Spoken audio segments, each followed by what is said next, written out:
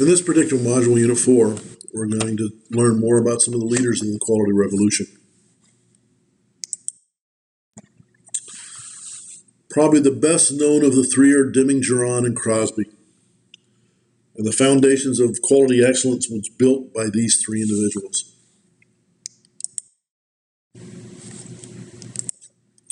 As we see in this slide, Deming's philosophy was actually a chain reaction.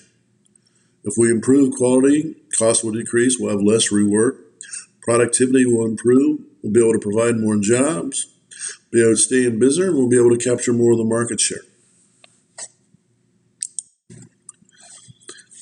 Deming came up with a system of profound knowledge, which has 4 parts. Appreciation for a system, understanding the process variation, theory of knowledge, and the psychology. Again, a lot of these go into detail in the videos that you'll see in a slide or two. One of the things that Deming was adamant about was the people. And when people don't understand systems, they see symptoms, not the root cause. They don't see how changes in one system see another. They see events individually, not as an impact to a whole. So you needed to take a more holistic or a systems thinking approach. And that was important. And you needed to train your people to be able to do that. It says when people don't understand variation, they don't recognize trends. They don't know when expectations are realistic. They can't predict future performance. And Deming demonstrated this in a lot of his seminars when he did the red bead experiment.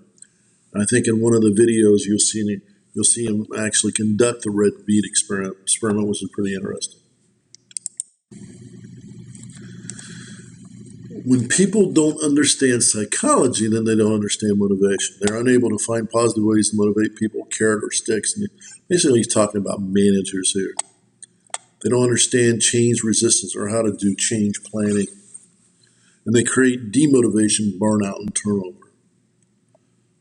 So from a Deming's perspective, when it comes to management, you really needed to understand psychology, and basically what he was talking about was more about leadership. How do you lead people? How do you lead people to do the best job they can?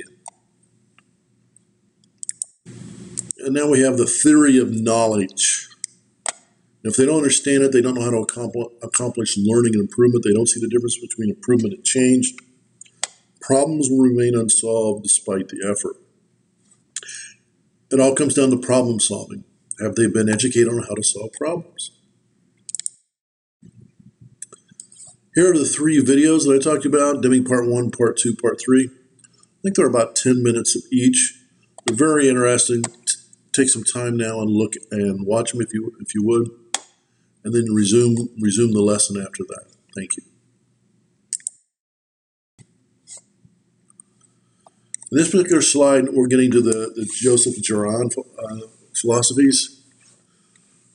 Chose approaches that are designed to fit within the current organization. And the reason he did that is because there was less risk that the organization will reject them.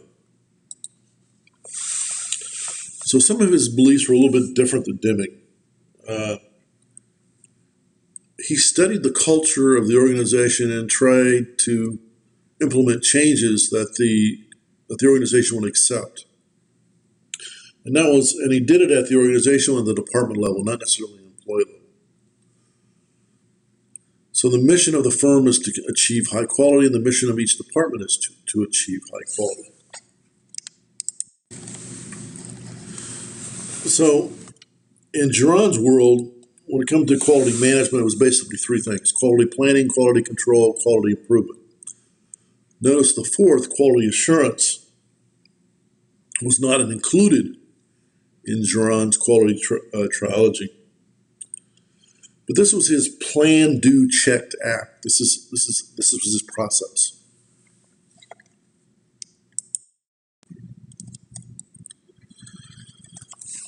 When it comes to Crosby, it says quality means conformance to requirements, not elegance.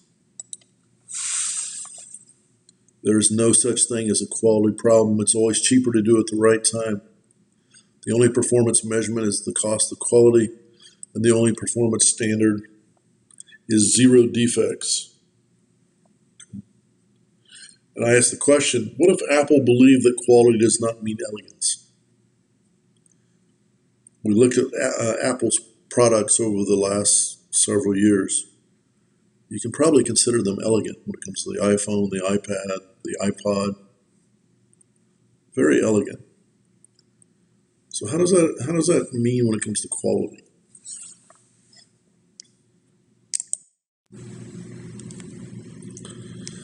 So Crosby's elements of improvement basically were three things: determination, education, implementation. Determine what you need to do, educate and train people how to do it, and then implement.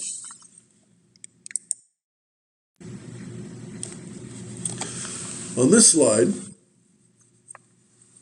I've included other quality gurus, not quality gurus, but basically IT quality gurus.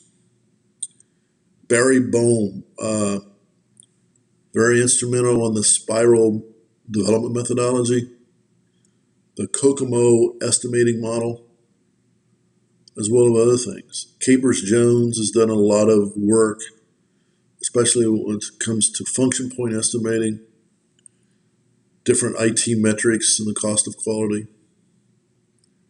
Fred Brooks was a noted author. Basically talked about the mythical man month.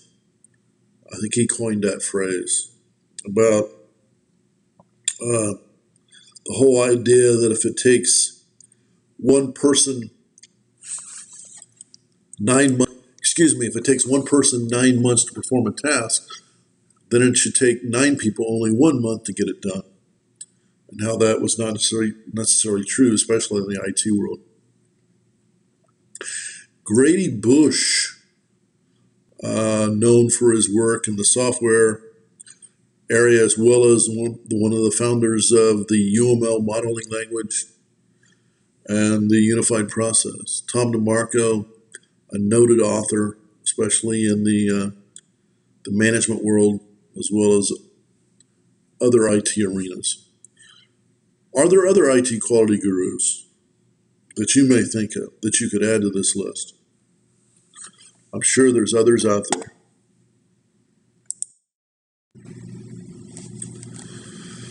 So here we come to, we're going to kind of compare the three different folks. In terms of the Baldrige Award, Deming didn't support it. He didn't like competition. And you had to compete for the award. Companies competed for the award. He thought that went against what he taught. Whereas Juran and Crosby supported Baldrige. Juran and Crosby strived to fit in with the existing culture in their teachings, where Deming tried to change culture. And then lastly, the zero defect focus. Deming and Juran focus on the system beyond individual worker control, where Crosby suggested even a line worker could produce perfection.